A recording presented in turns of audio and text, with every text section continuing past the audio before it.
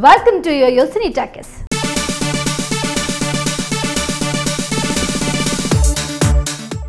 పవన్ కళ్యాణ్ రామ్ చరణ్ మధ్య దూరం పెరుగుతుందా అంటే సినీ వర్గాలు అవుననే అంటున్నాయి.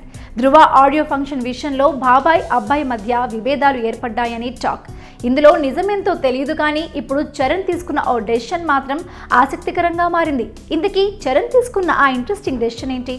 ఈ స్టోరీ చూసేయండి. బాబాయ్ పవన్ తో చెర్రీకి కూడా విభేదాలు ఏర్పడ్డాయన్న వార్తలు టాలీవుడ్ లో హల్చల్ చేస్తున్నాయి.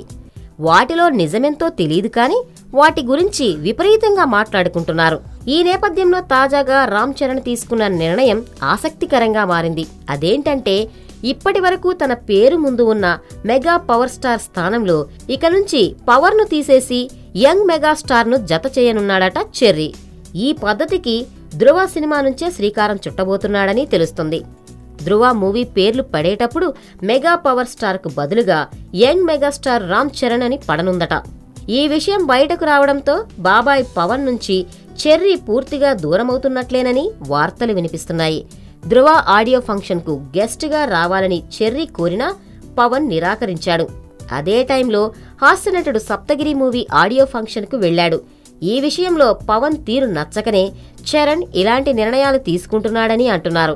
అయితే చరణ్ డెసిషన్తో మెగా ఫ్యామిలీ అభిమానుల మధ్య మరింత డిస్టర్బెన్స్ మొదలయ్యింది.